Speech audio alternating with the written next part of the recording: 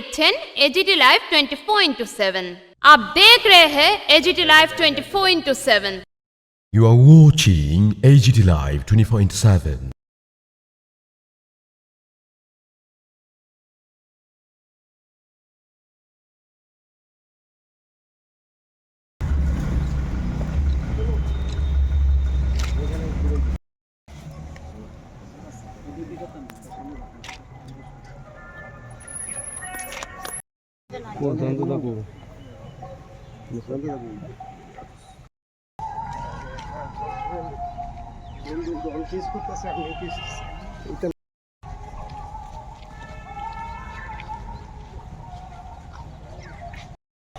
তো প্রথমত আমরা যেখানে দাঁড়িয়ে আছি সেটা হচ্ছে আমাদের স্টেট পঞ্চায়েত রাজ ট্রেনিং সেন্টার।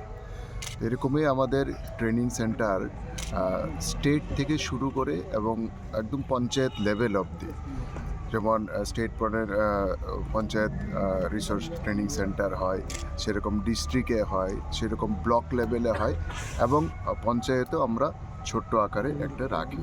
এটা একটা আমাদের স্ট্রাকচার। এই স্ট্রাকচারের মধ্য দিয়ে আমাদের যারা পঞ্চায়েত প্রতিনিধি আছেন তাদেরকে যেরকম কাজের ক্ষেত্রে প্রশিক্ষিত করা হয়, পাশাপাশি আমাদের পঞ্চায়েতে যারা সরকারি আধিকারিক আছেন তাদেরকে বিভিন্ন প্রশিক্ষণ দেওয়া হয়।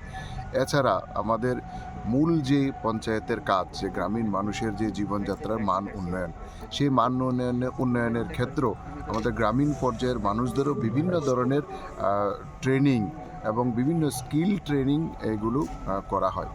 আমরা অত্যন্ত ত্রিপুরাবাসী হিসেবে আমরা গর্বিত। আমাদের এই যে স্টেট যে রিসার্চ সেন্টার আমাদের বর্তমানে যেখানে আমরা দাঁড়িয়ে আছি, এটা কিন্তু আজকে সারা ভারতবর্ষের মধ্যে একটা উল্লেখযোগ্য ট্রেনিং সেন্টার হিসাবে কিন্তু এখন উঠে এসেছে এবং আমাদের নর্থ ইস্টে তো অবশ্যই 1 নম্বরে আছে।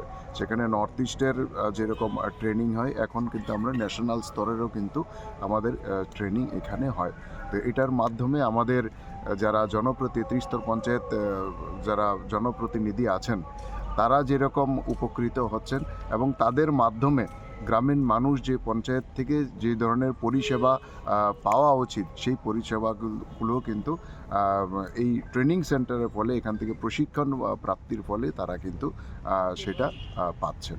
এটা হচ্ছে প্রথম কথা। দ্বিতীয়ত, আজকে আমরা একটা নতুন বিষয় নিয়ে আজকে আমাদের এখানে একদিনের একটা কর্মশালা বলতে পারেন, সেটা রাখা হয়েছে এবং সেটা সম্ভবত ভারতবর্ষের মধ্যে প্রথম আমরা ত্রিপুরা রাজ্য আমরা করতে যাচ্ছি। আপনারা জানেন যে আমাদের ত্রিপুরা রাজ্যে ভারতবর্ষের মধ্যে 2-3টে স্টেটের মধ্যে একটা, যে আমরা প্রথম আমাদের পঞ্চায়েত স্তরে আমরা নেট ব্যাংকিং সিস্টেম, আমরা নেট পরিষেবা আমরা চালু করেছি, অর্থাৎ প্রত্যেকটা পঞ্চায়েতকে আমরা ইন্টারনেটের সাথে যুক্ত করেছি এবং আমাদের ত্রিপুরাতে পঞ্চায়েত থেকে ক্যাবিনেট পর্যন্ত ফাইলিং ব্যবস্থা, খুব কম রাজ্য আছে ভারতবর্ষের মধ্যে, কিন্তু আমরা ত্রিপুরা ছোট্ট রাজ্য হওয়ার ফলেও আমরা কিন্তু সেটা অ্যাচিভ করেছি।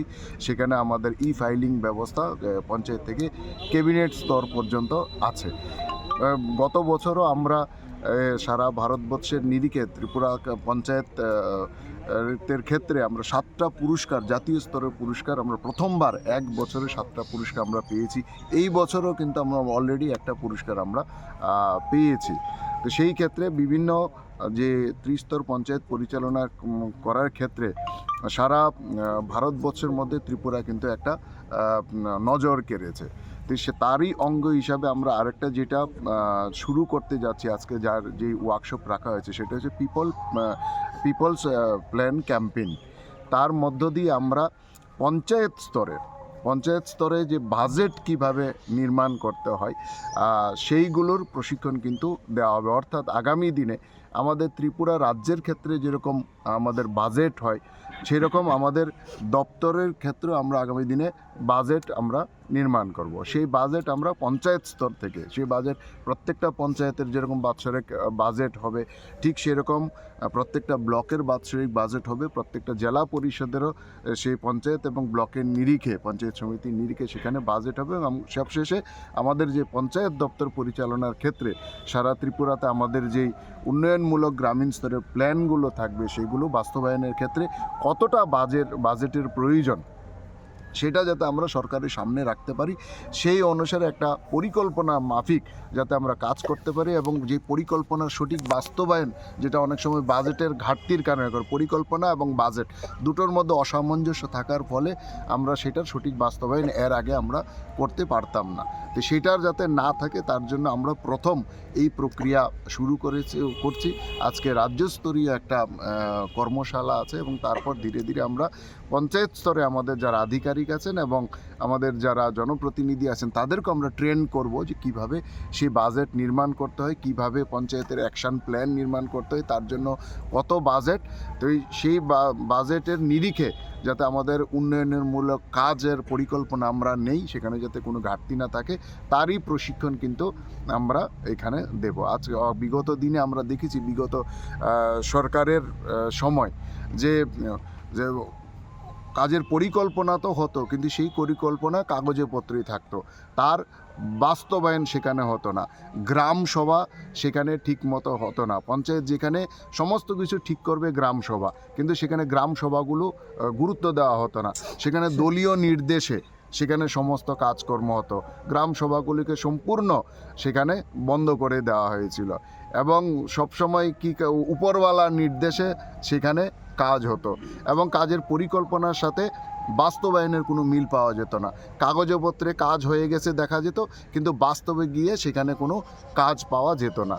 তো স্বাভাবিক কারণেই এই গ্যাপিংগুলো যাতে না থাকে, প্রকৃত অর্থে গ্রামের মানুষ যাতে, আমরা মনে করি যে পঞ্চায়েতটা হচ্ছে গ্রামের মানুষের সবচেয়ে কাছের বিধানসভা, যেখানে মানুষ তার সমস্যা, তার প্রয়োজন, তার চাহিদা যেখানে গিয়ে জাহির করে। ये न्यूज कंटेंट देखने के लिए शुक्रिया। अगर आपका कोई सुझाव है तो हमें कमेंट कीजिए, सब्सक्राइब कीजिए AGT Live 24/7। Thanks for watching AGT Live 24/7.